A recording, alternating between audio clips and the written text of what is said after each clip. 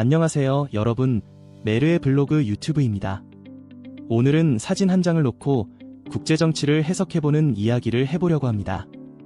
2025년 2월에 시진핑 주석이 한국 국회의장을 면담하는 사진이 공개됐었죠. 사진을 보다가 가운데 놓인 꽃들이 유난히 눈에 들어와서 이야기를 풀어본 적이 있습니다. 외교 사진은 그냥 보면 안 됩니다.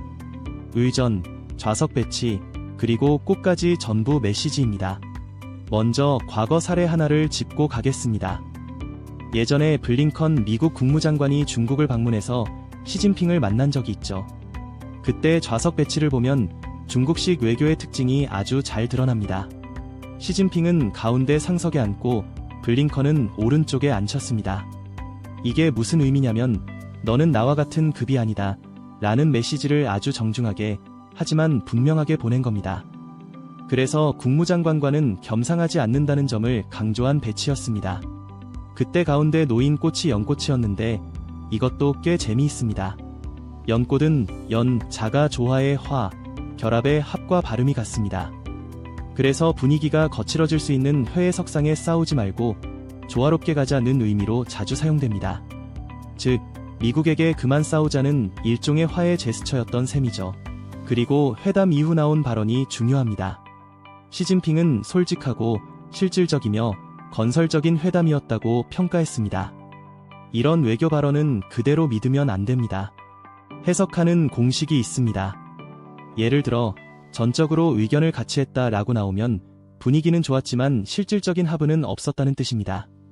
건설적인 의견을 나눴다라고 하면 그냥 무난하게 끝났다는 의미고요. 솔직한 대화를 나눴다라고 하면 의견이 맞지 않아 서로 할 말만 하고 합의 없이 끝났다는 뜻입니다. 직설적으로 대화했다라고 나오면 이건 거의 싸웠다는 말입니다.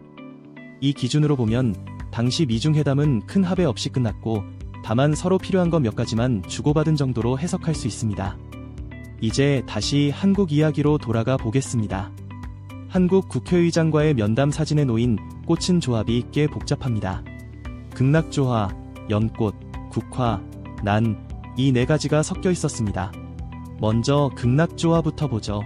오렌지색과 파란색이 아주 강렬한 이 꽃은 외교 행사에서 상대방에게 강한 의지를 보이고 싶을 때 사용됩니다.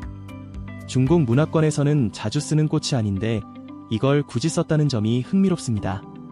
한국과의 관계에서 의지가 있다는 신호를 보낸 것으로 볼 수 있습니다.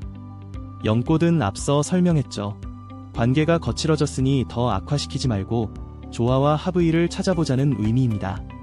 국화는 안정적인 관계 유지, 그리고 협력을 통한 번영을 의미합니다.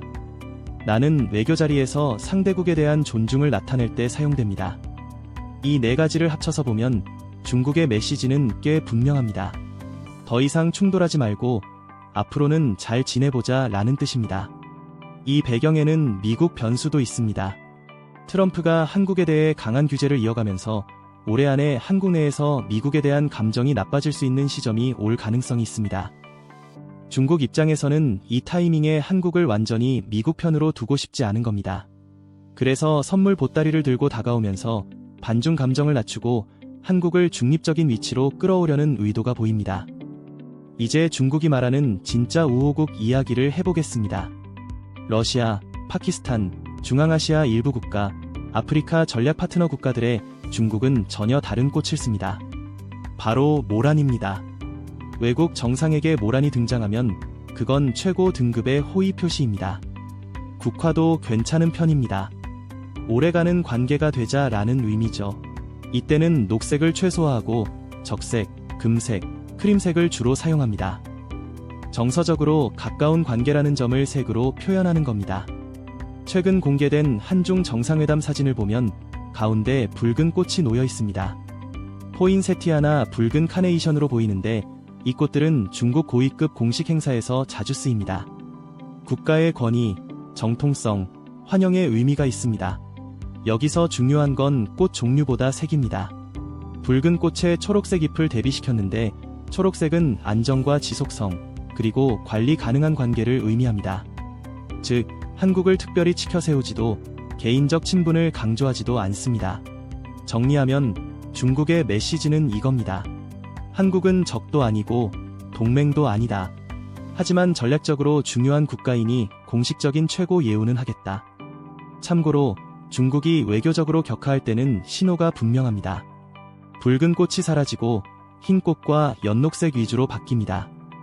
아예 꽃을 없애고 양옆에 작은 화분만 놓는 경우도 있습니다. 한국은 아직 그 단계는 아닙니다. 마무리하면서 한 줄로 정리해 보겠습니다. 작년 초보다는 분위기가 조금 냉랭해졌습니다. 하지만 공식적인 예우는 정상급으로 유지하고 있습니다. 중국 외교에는 이런 말이 있습니다. 꽃이 많을수록 말은 적고 꽃이 사라질수록 메시지는 강해진다. 지금 꽃의 양을 보면 중국은 한국을 딱 중간에 놓인 관계로 보고 있는 것 같습니다. 오늘 내용이 좋았다면 구독과 좋아요 부탁드려요. 여러분의 응원이 큰 힘이 됩니다.